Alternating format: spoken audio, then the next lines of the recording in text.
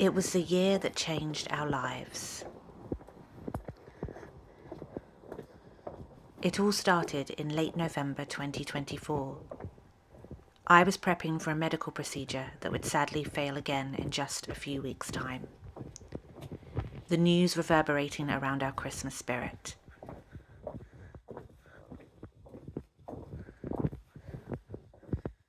Look, another Christmas tree there waiting to go up. That person has little lights on there. I'd planned a special festive trip for James and I, as we embarked on the Channel Tunnel, across to France, and took the short drive to magical medieval Bruges.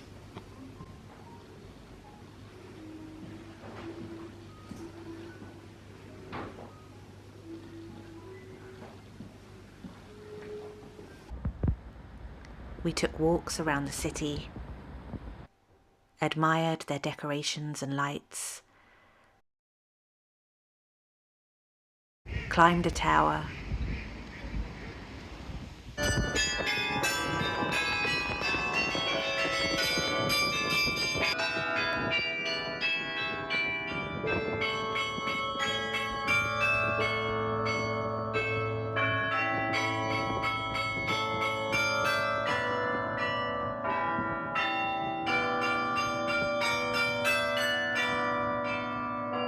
ate glorious food,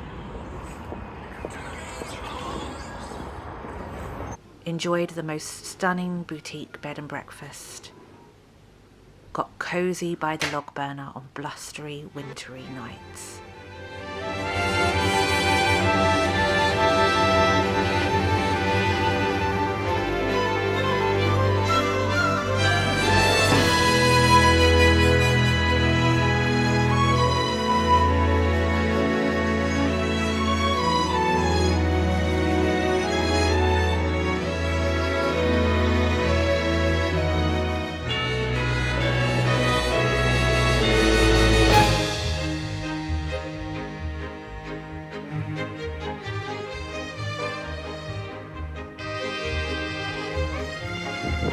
Can you see the two frogs?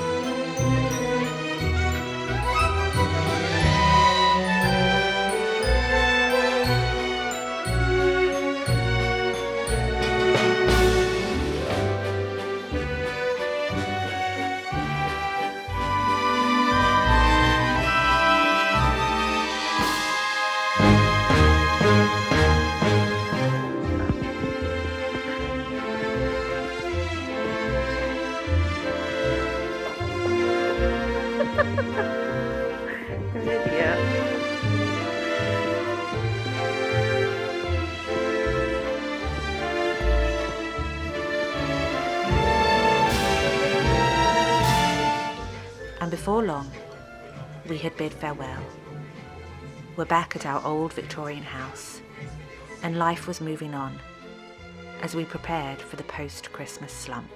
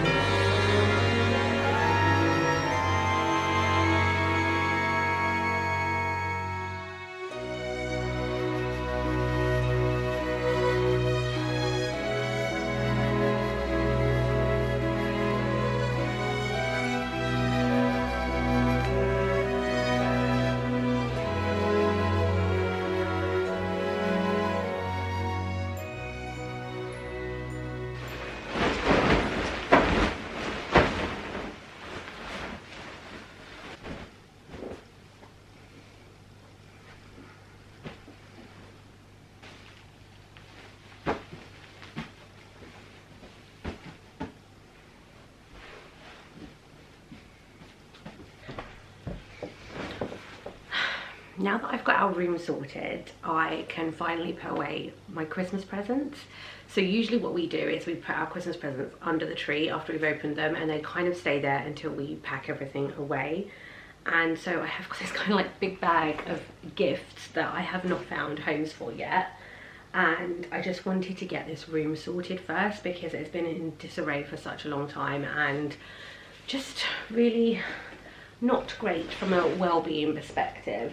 But I have a couple of things in here that are really kind of homey gifts. So first of all, for the garden, I got quite a few different bits and pieces. So from James's sister, I got a Grow Your Own Wildlife Garden seed kit. And I loved this, a Victorian flowers grow bar.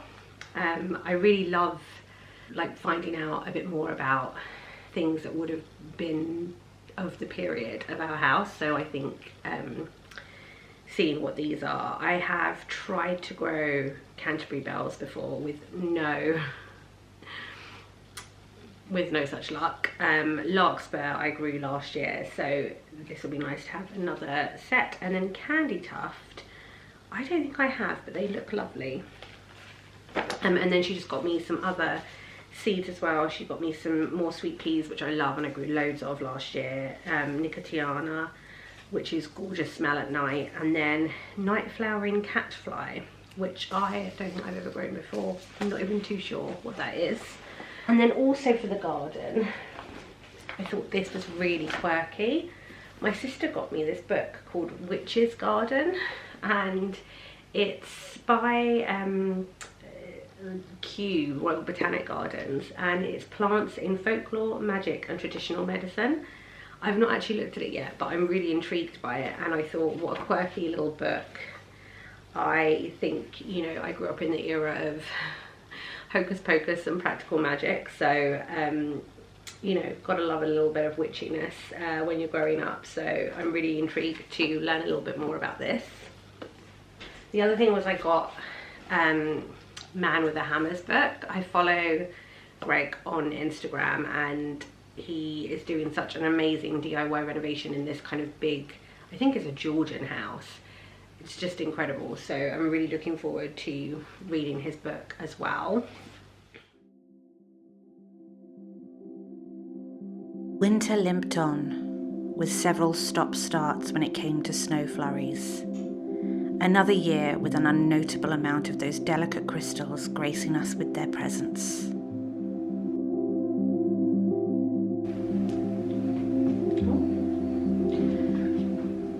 We continued to hibernate, and I dressed the house with little pots of snowdrops and muscari. A gentle nod to this dark season, while also adding a glimmer of hope for the next.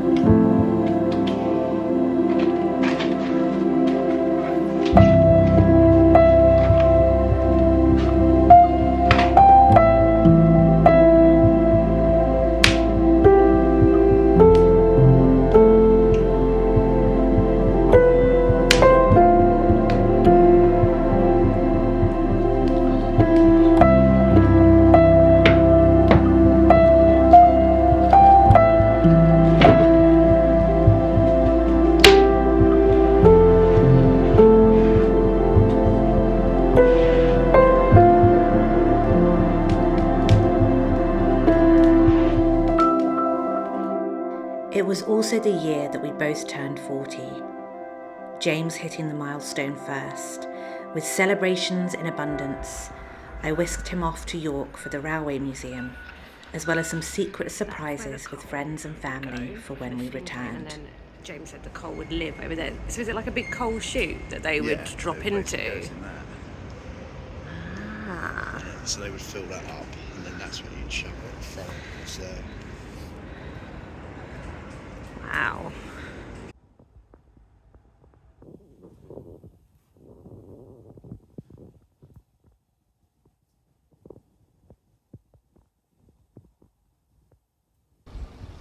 And then it was spring.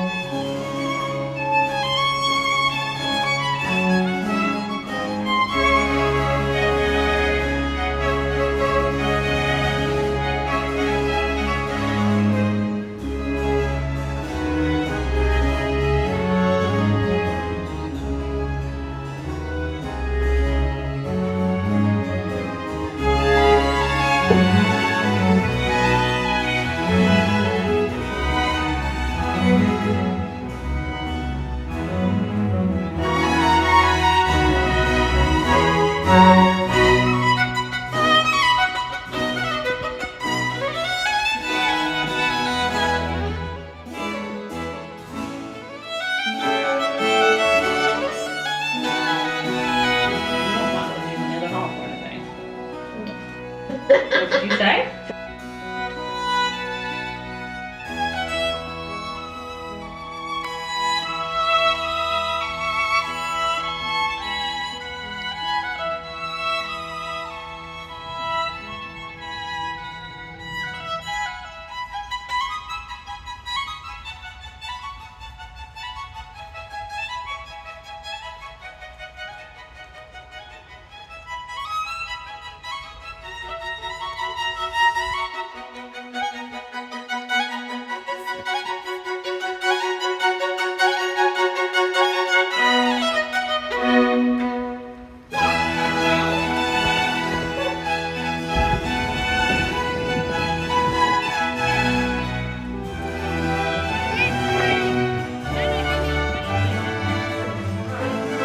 Whoa, look at this.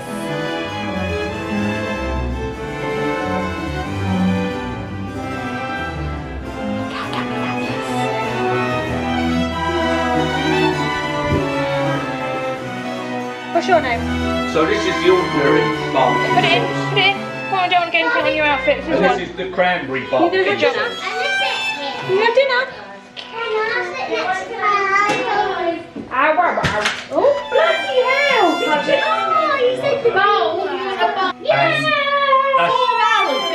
That's slaw. This is a salad and poutine. If you want to make the smoked turkey sandwich, it's not going to be as good as front pig, but you do some pickles, turkey. And now it was my turn to celebrate my 40th. James booked a couple of days away in the Cotswolds. But despite the loveliness that the trip encapsulated, not everything was as it seemed.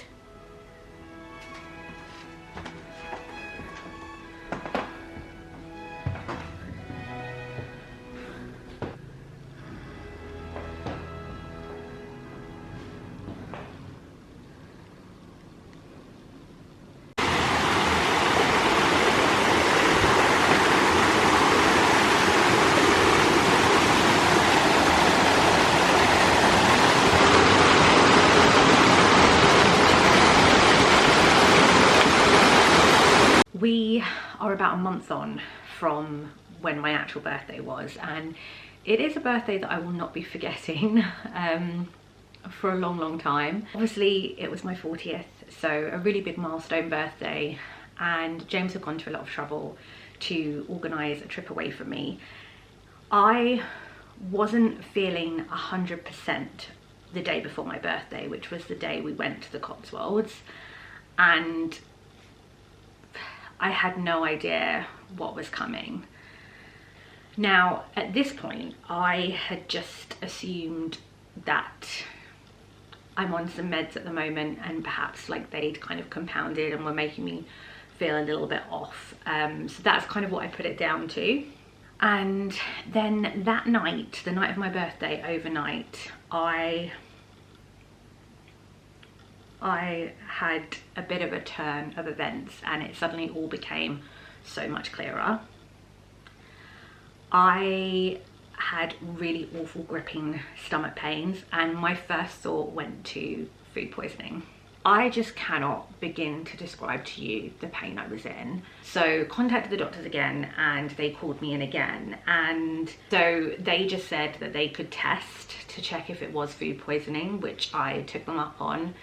And lo and behold, 2 days later, on the Thursday, which was an entire week from when we first went to the Cotswolds, I got my diagnosis that I had Campylobacter food.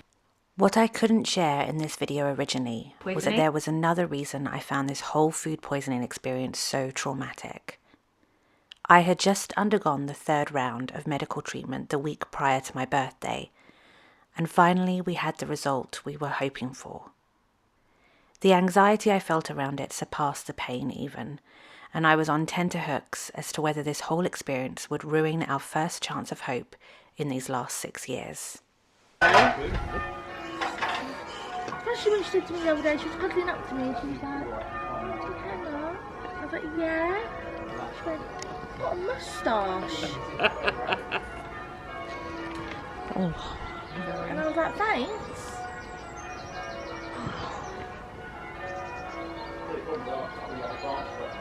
We'd encountered an unseasonably warm spring that turned into a hot summer, most unexpected in England these days.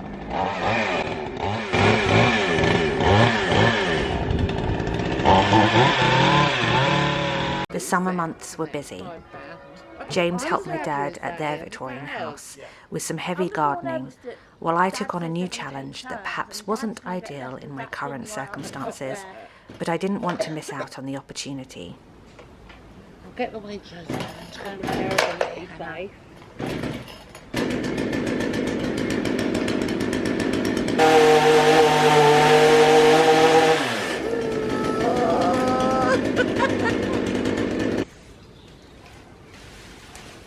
And also, Dad, you shouldn't really have pulled that one. James looks like an American Irish trucker. This should have been filmed. I think Lou was planning to. It's like tiny. The way you was filming it. Oh right, it's Over like there. Kevin. No, Kyle's cabin. Just need Hannah with the chicken.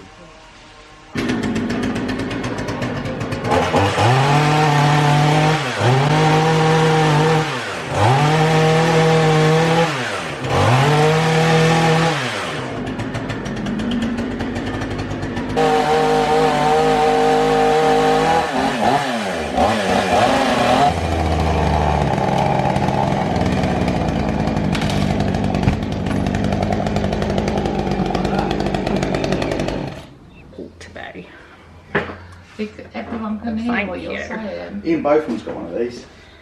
The little foot pedal things. What am I? What can I say? All of that. Yeah. That is. I'll obviously bring you things back. I've just watered this. That's your coriander, which is, you know, there's mine. Amazing. I'm going to put this just one gone on a my bit back dry. door because I've got a herb thing. This is your basil growing. Right. So I'm not sure if I've ever actually shared much about my parents' house. I might have mentioned it in a video in the past, but basically they live in quite an interesting setup because they actually live in an old English manor, but specifically within a section of it that would have been the old servants' quarters. So this house was built in the like kind of 1830s, I think, but there's always been something on this plot. So many hundreds of years ago, there was some other kind of house here, and a Saxon king lived in it, which is how this whole village got its name. In the, I think, early 1830s, this manor house was built. And actually, my parents' house, just the ground floor, was built at that stage. And then about 40 or 50 years later, the first floor above was then added on to the property. So that's like an addition. It was an old manor house. I think it had several owners in the first like few decades that it was built. And interestingly, one of them actually moved to a very, very expensive house location called Neville Park in Tunbridge Wells. And then somebody moved here, a man and his wife and his daughter and their kind of servants and what have you. And he was an engineer, and that family stayed at this house for like the whole time after that. He died actually quite early doors, and the mother and the daughter stayed here. The daughter got married here, and her husband lived here. They had children here, and we've seen kind of amazing pictures of the children sat on Shetland ponies like out at another part of like the main property. But anyway, so my parents' house is actually mostly what was the old servants' quarters, and the room I'm sat in the moment, I won't show you everything because it's not really fair. They weren't really expecting me to do this, so I'm not going to take you around everywhere. But really sorry if you can hear, we're still chainsawing the trees down outside. But I'm sat in what was, so this room was actually 2 rooms. I'm not sure of how it was broken up because we've got this massive ingle nook here. But it was the bakery, and it was either the dairy or the laundry. I can't remember which one because I don't know whether my mum and dad's living room was maybe the dairy. I can't remember. But my old bedroom upstairs was the nursery for the house, and my parents' room was like the servants' sleeping quarters. The kitchen was the scullery, and yeah, so it's a really interesting setup. Basically built in the 1830s, as I said, and then in the 1950s, the house was sold to property developers. And I imagine it's probably one of those situations where, a bit Downton Abbey-esque, in that families that had places like this just didn't manage the estates properly, or just, you know, like times changed, etc., and it meant that eventually they had to sell up. So I'm assuming that's kind of the maybe reason that this happened, because this house owned a lot of the fields and other properties in the village, and they kind of rented all of those and had tenant farmers like they do in Downton Abbey and stuff like that. And so yeah, I wonder if that's kind of the situation that eventually they had to sell. And this property developer split this house into 3, with my parents being the servants' quarters part, as I said. And then other properties that were kind of part of the estate. So there was like a piggery that's been turned into like a courtyard of houses. The old stables are the garages for all of the houses. There's a coach house, there's a gatehouse, all of that kind of thing. I'll just scoot you back here so you can kind of get a bit of a feel. They've been doing lots of work in the last year, so there's lots of bits and pieces that are still kind of unfinished, or they're kind of like storing carpet and bits and pieces like that. But this is the dining room. I think when we first moved here, we used this as a living room.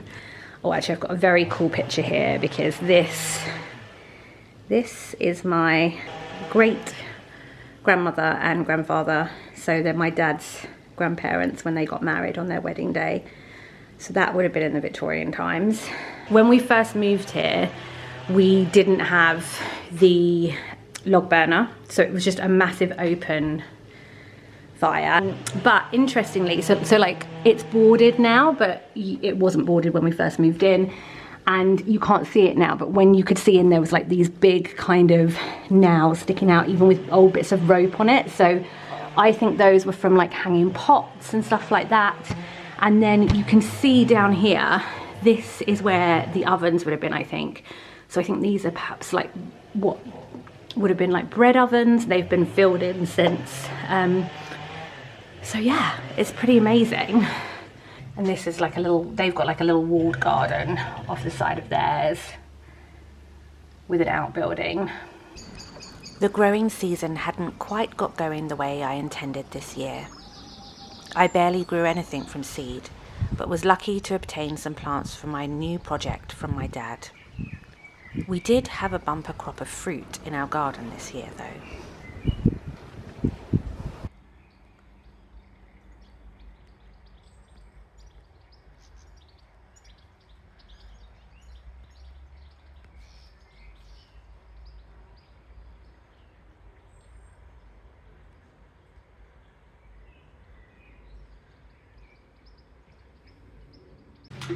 I've got my jam pan that I got from James's mum actually. She was chucking it away and it was just at the time that I was looking for one. And I'm about to head outside into the garden to our very established tree that I think is a damson tree. We've flirted with the idea that it might be plum, but I think we may have settled on damson. And I'm going to pick them. We've never managed this before because either there hasn't really been loads of fruit or they've been eaten by squirrels before we've got the chance. But they seem pretty ripe. I ate one yesterday and I'm going to pick them and I'm going to hopefully make some lovely damson jam with it.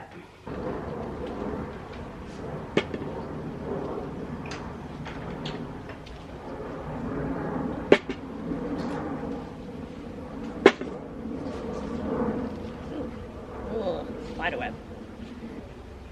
I'm pretty convinced these are damsons now. Huh? I'm pretty convinced these are damsons. I thought that when we first moved here, and now I feel like I'm pretty certain that is what they are. Okay, so here's all of the fruit from lower down, and then we're going to try the old trick of an old sheet and shaking the tree.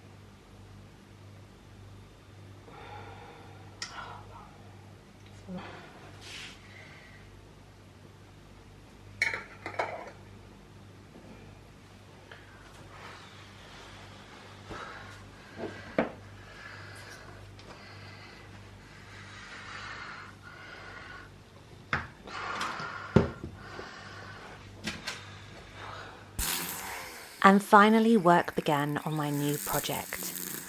I was lucky enough, after less than a year on the waiting list, to secure my very first allotment. It's a large plot and I have a lot of ambitious plans for it that I hope to share more on this year. But in 2025, it did come with some challenges, as the things which I couldn't share at this point continued to develop for me. Discovered a big sleeper bed here. I don't know whether maybe somebody might have had a shed on there even because it's quite sturdy. Cleared these down a little bit. Covered as much as I can there. Covered as much as I can there. Not bad for... How long have we been here? Like an hour and a half? Or an hour? Yeah, 2 hours. Awesome.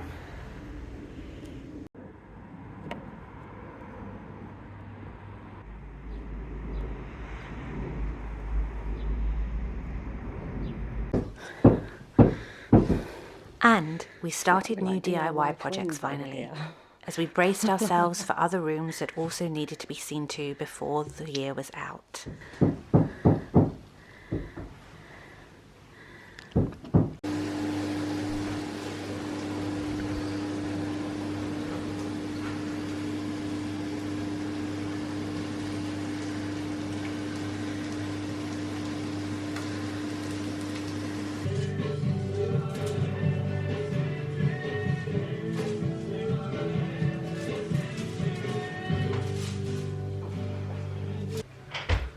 Autumn began as it always does, with the ceremonious takedown of the hops to be replaced with a fresh set.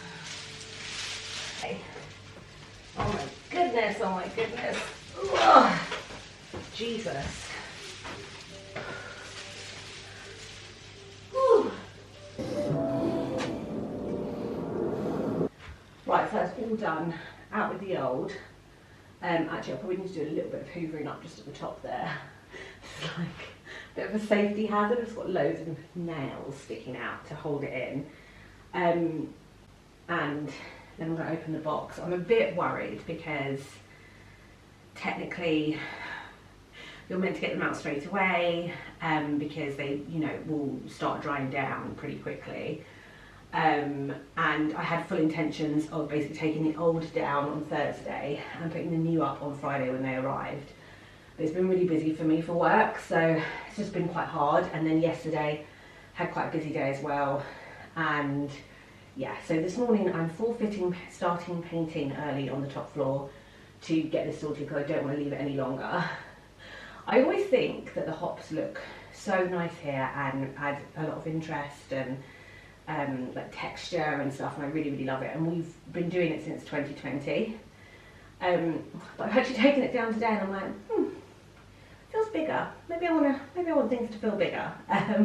So I don't know, maybe they won't stay there forever. Where actually this door we think will probably be blocked up one day when we do some more of our building work and stuff. So to be honest, I'm just going to keep it as it is for now because I do love it and I probably would miss it if.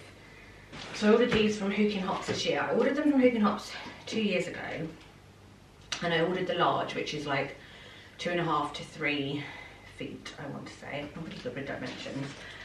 And I thought they seemed a lot smaller than the ones I usually get from Castle Farm.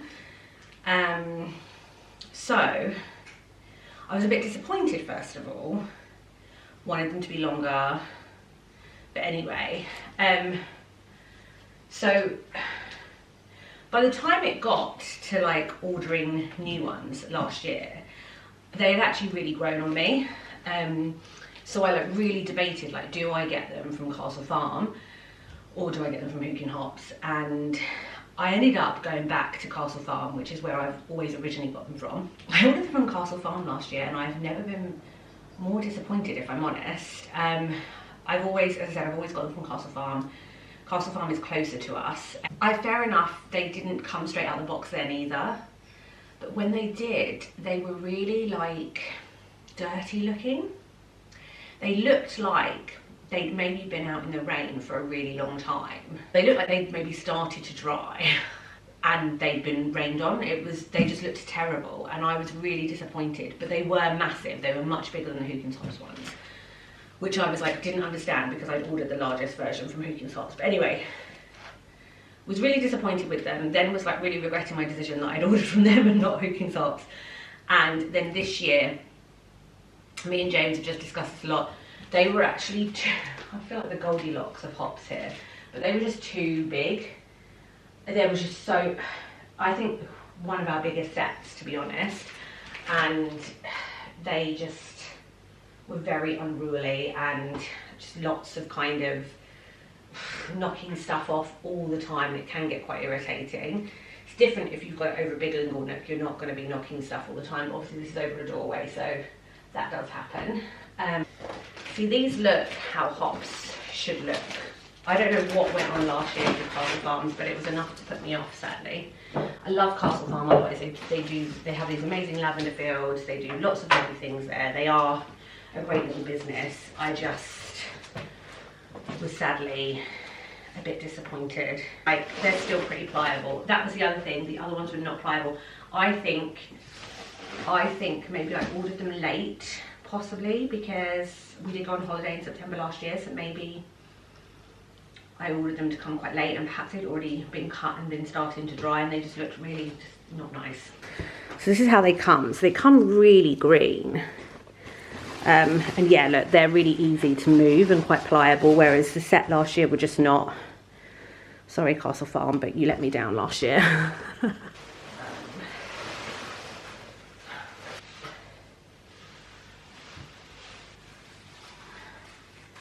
really am the Goldilocks of hops. Part of me wants to cut a few bits here and put them over there to kind of even it out. I'm just like, what is going on? I just need a little bit more balance.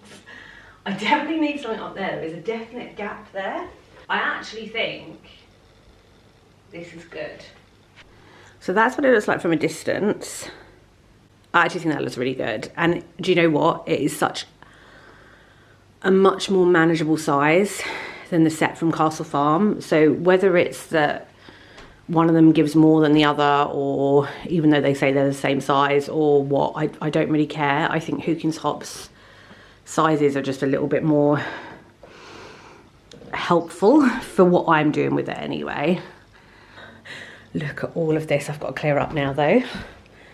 This is an abomination. Oh. And these are some preserved oak leaves that I really wanted to buy last year, and I just restrained myself. And so I thought, seeing as I restrained myself last year, I would not restrain myself this year. I need to have a little bit of a play around with these, but now is not the time. So they don't quite look as they should, so don't judge them too much when you see them, James. Need to have a little bit of a rejig, but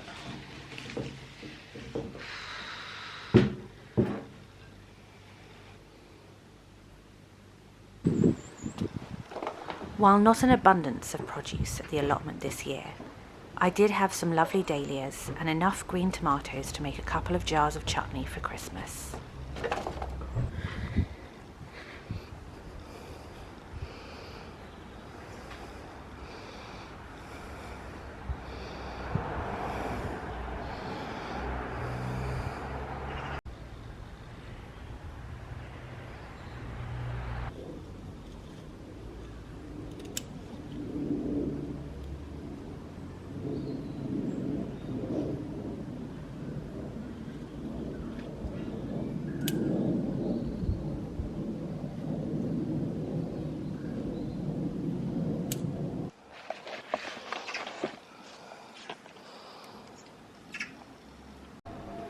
Foggy mornings turned into wet weekends, and I spent the rest of autumn trying to enjoy some of the little things.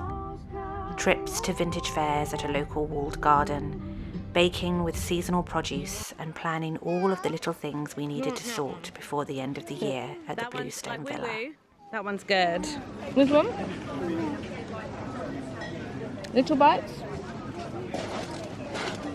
I'm gonna have some of mine. No share is what I was thinking, really. That was very yummy.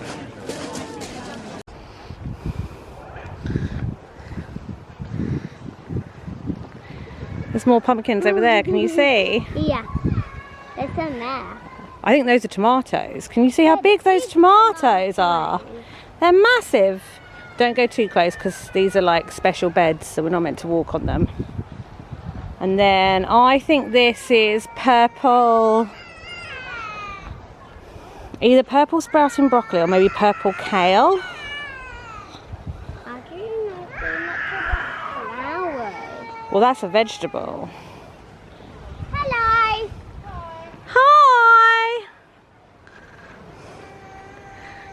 I think you're not going to want to go that way because it's very weedy and there might be stinging nettles over there. Let's come back this way. Yeah, and I don't want to. You don't want to be like Bee. Look at all the pretty flowers. So a lot of these flowers, that's a dahlia lily. So a bit like I've got on my allotment. These are dahlias. All down here. That's a big one. Yeah, they're lovely. These are, oh, I can't remember what they're called. Mallow musk or something. I think maybe that's not the right one. These are snapdragons. Zinnias.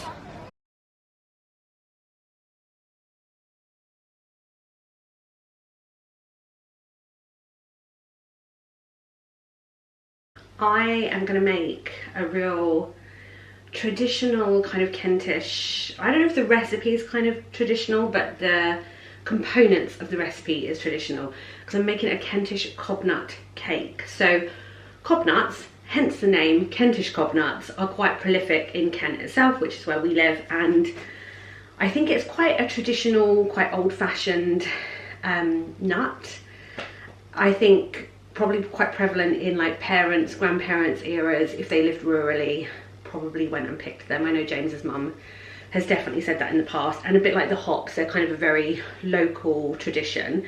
That being said, I personally, maybe I'm moving in the wrong circles, but I personally don't think they're that prevalent in modern day society. There are Kentish cobnut farms. I've seen one on Marcus Waring's Kitchen Garden show. But yeah, I don't think they're as prevalent in modern day society, and in fact, I don't think I'd ever had a cobnut until last year. And it was completely by happenstance.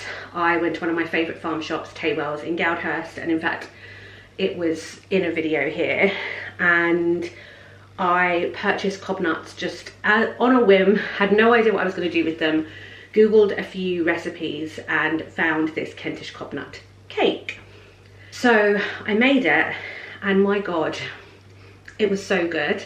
It was so good, and also for me, even though, as I said, I don't think Kentish cobnuts are that prevalent in modern day society, like it was the first time I was having one, it still had such huge nostalgia tied to it for me, because on Monday nights when I was a little girl, me and my sisters would be picked up after school by my dad's parents, because I had an after school club that happened just around the corner from their house later on in the evening.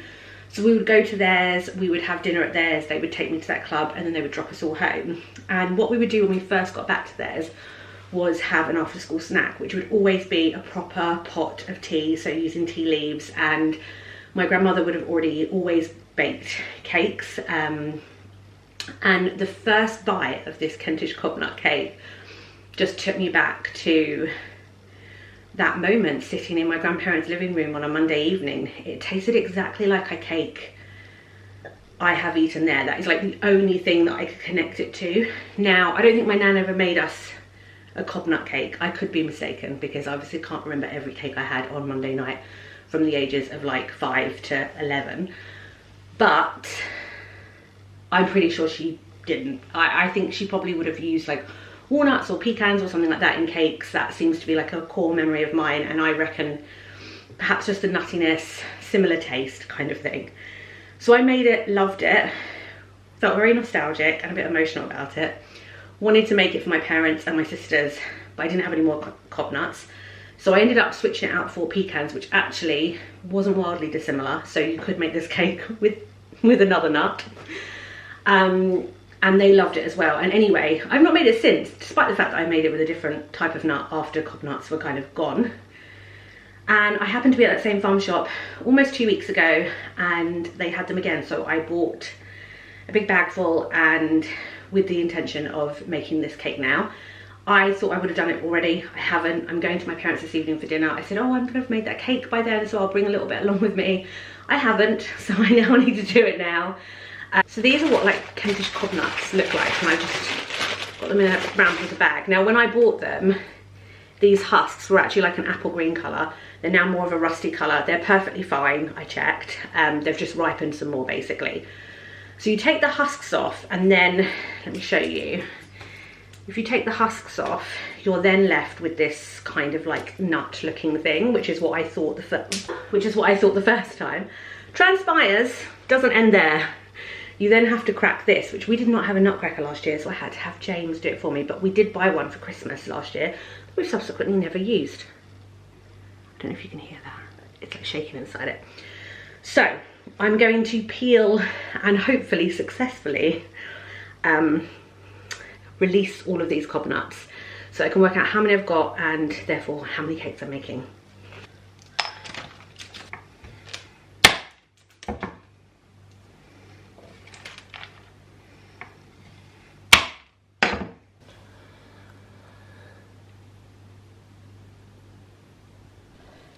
And finally, the start of winter rolled around again, and with it came the reason I haven't been around these parts so much this year.